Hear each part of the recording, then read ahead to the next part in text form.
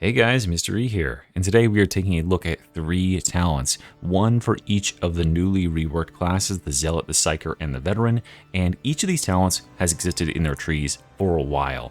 But what has happened with this recent update is they have gotten a rework to how those talents actually work. In 2 of their cases, it's hidden. You wouldn't actually know it unless you went and tested it and found this stuff out, and this is how I found it out myself. In the case of one of them, you can see the difference in the text, but you might not know the mechanics and how much more useful this makes the talent. So let's go ahead and get into it. Before I do, if you haven't yet subscribed and you like knowing more about Darktide like this, you want more build content, you want more analytical content, you listen to me being a funny man or whatever it is, subscribe to the channel. Help me reach 40k subs, Warhammer 40k subs by the end of the year. I really appreciate it. Let's start with Psyker, guys. We got to talk about Perilous Combustion. I think people have always kind of fundamentally known how this talent works, right? It's pretty simple. When you've got enemies, like our Ragers here, and you kill one of them, if it's an elite enemy and he gets killed, it's going to apply 3 stacks of Soul Blaze to the nearby enemies. So you can see they have 3 stacks of Soul Blaze on there. That's not very overwhelming. You know, if you kill this guy who has 6, and that does a little bit more. So this can have a pretty good effect.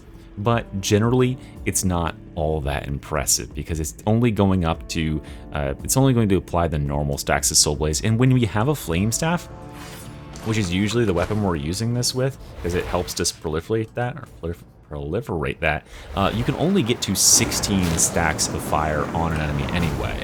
So, or this is 15 with this Flame Staff. But yeah, there we go. So we can get to 15 stacks, which is still a lot of damage, don't get me wrong, but it's easy enough to reach that cap without Perilous Combustion.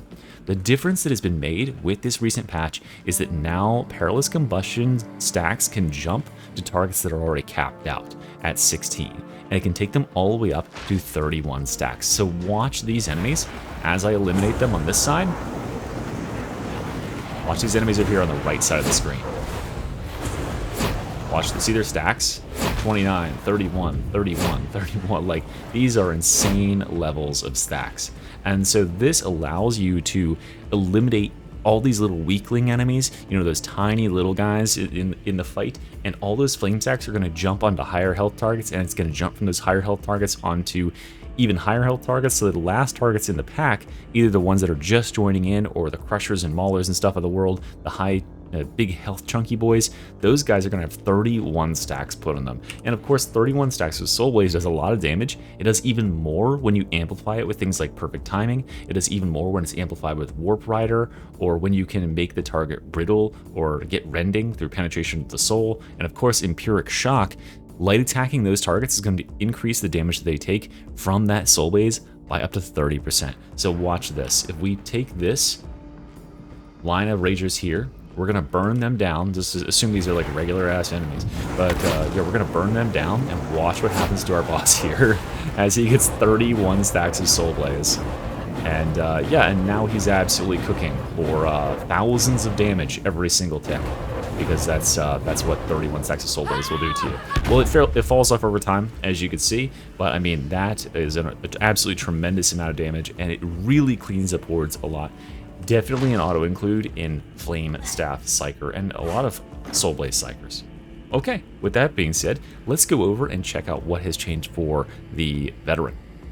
Alright guys, here on the Veteran we have this lovely little node called Skirmisher. Now Skirmisher got a recent really big buff, not with this last patch, but with the patch a couple iterations ago. I can't remember exactly when it was, but it got this buff where they increased the base damage from 5%, stacking 5 times for 5 seconds, all the way up to 10 seconds with only 4 stacks, which made it kind of potentially useful. The problem was the qualifier for activating this buff was sprinting. And so what you'd be doing is you'd be sprinting around like this, and if you slid, you actually wouldn't be building towards those stacks. So like sprinting and sliding, which is a very, very common way to move, especially on higher difficulties, would not build your stacks at all. In fact, it would actually reset the timer before that stack was generated, and you had to sprint for a lot longer in order to build 1 stack. So it was really annoying to actually build up. You were just having to sprint around all the time like this in order to keep those stacks building, and if you ever forgot about them, you were going to lose them, and it was going to be painful. Now, in the current iteration, we have added the ability to this talent to slide. And sliding is really, really good as an addition to here. I think they also lower the amount of time it takes to build a stack. So you'll see it building in my little hotbar down there below my stamina. 1, 2, 3, and 4. Now I have 25% base damage.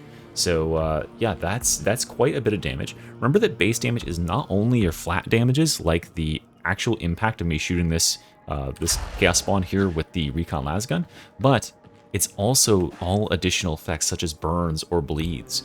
So when I shoot this guy and get my stacks of burn on him, he's going to take 311, right? Now if I just sprint around a little bit and get up to 4 stacks, and I get those same stacks back up on him, he's going to take 361. And of course this can be scaled even further if I just go ahead and tag him up with a focus target, taking 483, and there's plenty of other ways you can increase this damage as well. So this is a really, really useful talent that can boost your base damage by a lot, and there's also other ways of triggering it, so you don't have to just be like, oh shoot, I need to sprint in the middle of combat randomly. You can also trigger this by sliding.